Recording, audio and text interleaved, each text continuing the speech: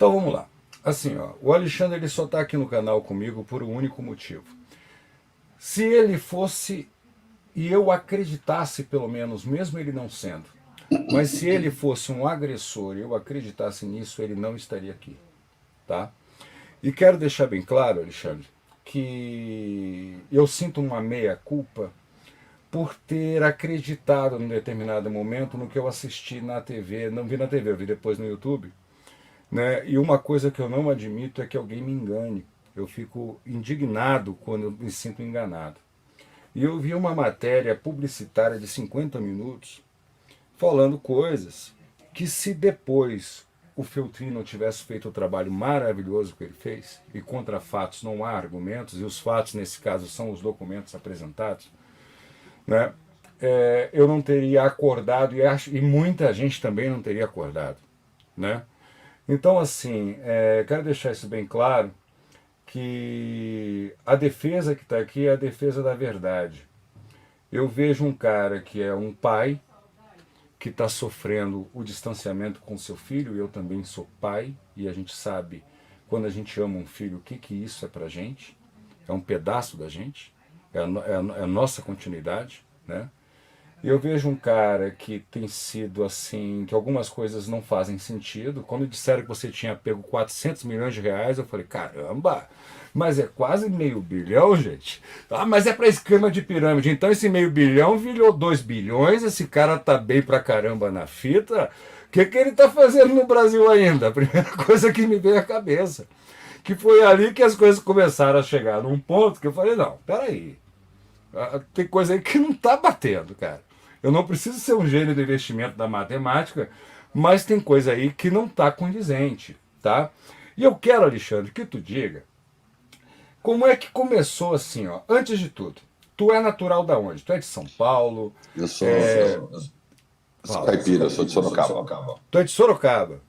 E como é que foi? Tu teve uma carreira artística, eu ouvi dizer que tu tinha sido modelo, depois discotecário, como é que foi isso na tua vida? Não, vamos lá.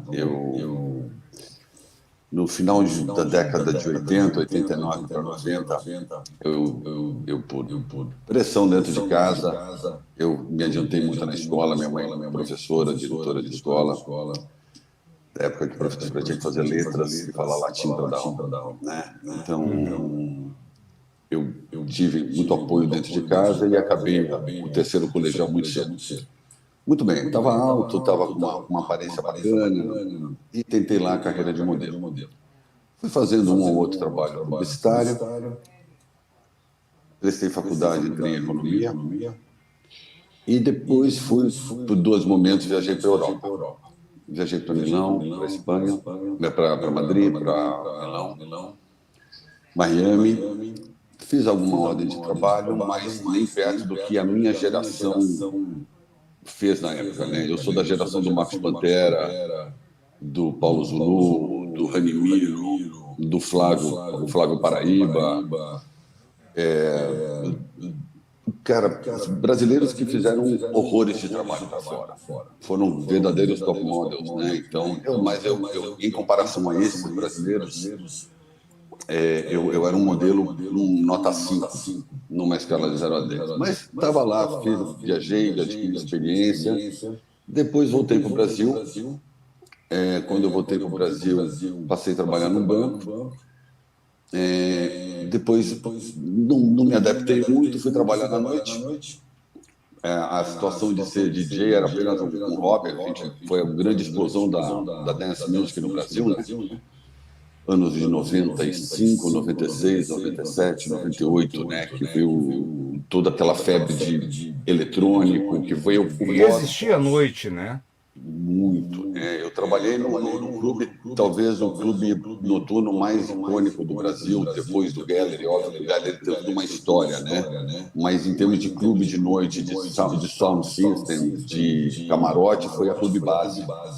Na época, os donos eram o finado João Paulo Diniz. Tu estava com quantos anos aí, mais ou menos? 95, 96. Então, vamos puxar aí, 26, 20 e poucos anos. Então, era o João Paulo Diniz, o Júnior, o Julinho Pignatari, o Beto Pandiani, o Ângelo Liuzzi, que foi um ícone da noite do Rose Bombom, falecido também o Ângelo. Então era uma esquadra que era dona da boate, o Júnior era o meu chefe lá, o Juneca, né, que todo mundo conhecia ele. Então foi uma boate icônica, foram épocas de ouro da noite paulistana. E de lá eu acabei desse meio de tempo conhecendo a Ana, e em 98 partimos para Paris, e aí seguiu a carreira internacional da Ana. E como é que foi nesse paralelo aí a carreira internacional da Ana? Isso é uma coisa que a gente escuta muito, né? E é um fato, óbvio, a gente escuta porque é verídico. Como é que foi a tua participação nisso?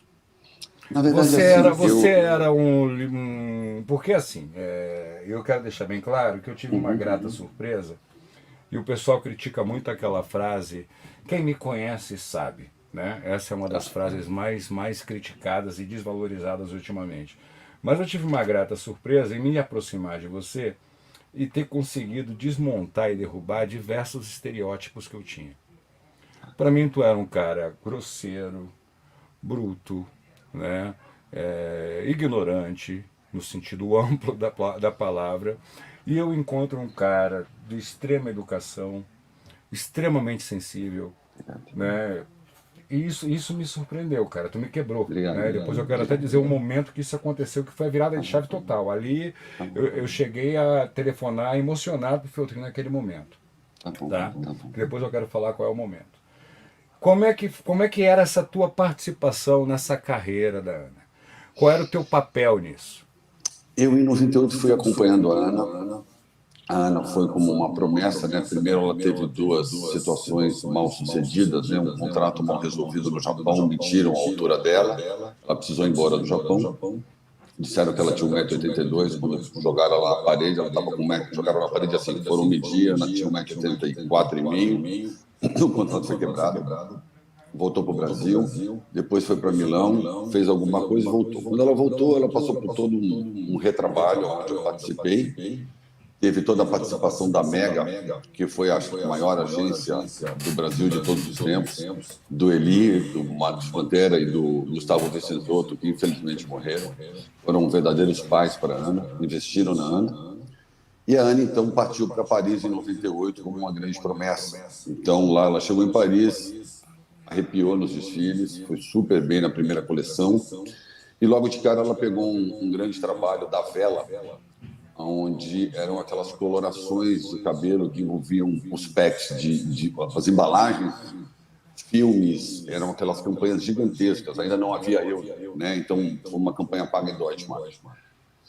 E aí, assim que ela fez essa grande campanha, com uma quantia de dinheiro bastante bruta na época, a agência passou já a tratá-la de maneira muito distinta de um outro leque de modelos, né? Porque foi a grande febre das brasileiras, né? Eu estou falando de Gisele Bündchen, de Fernanda Tavares, de Adriana Lima, de Alessandra Berriel, Paula Motti, Renata Maciel, Juliana Massiviero. Então, assim, cara, você não quer de desfile, por exemplo, do Armani, você via 20 modelos brasileiras. E de um desfile de 40 modelos, 18 eram brasileiras. Né? Aí teve mais todo o pessoal, aí veio uma nova safra dos homens, né? O Bruno Saladini, que foi um super top brasileiro, carioca, gente, meu irmãozão. E atravessou-se o ano de 98 em Paris. Final de 98 se voltou ao Brasil. E em 99 nós fomos a Nova York. Lá em Nova York nós moramos até 2006. E lá tudo aconteceu, Luiz. Lá nós chegamos já com um apartamento morando em Murray Hill, na 36, entre a Park e a Madison. Morávamos super bem. O dono da agência da Ana era uma pessoa muito bem colocada em Nova York. Então nós tínhamos todo um high life lá. A gente era muito bem assessorado e eu sempre acompanhando a Ana nos trabalhos, nos desfiles, nos recebimentos, na manutenção da casa, na limpeza da casa, na compra do supermercado, na organização das coisas, e eu fui acompanhando ela. Até que em algum momento houve aí a grande oferta da Record, a gente deixa esse outro momento aqui na conversa, mas a Ana navegou na condição de uma new face a uma top model, a uma angel da Victoria's Secret, entre 96, que é o início da carreira dela, até 2006. Bom, eu estou te ouvindo super bem, mas o pessoal aqui no chat está reclamando que o teu áudio está dando muito eco. Sim, Para mim está tá. perfeito, tá?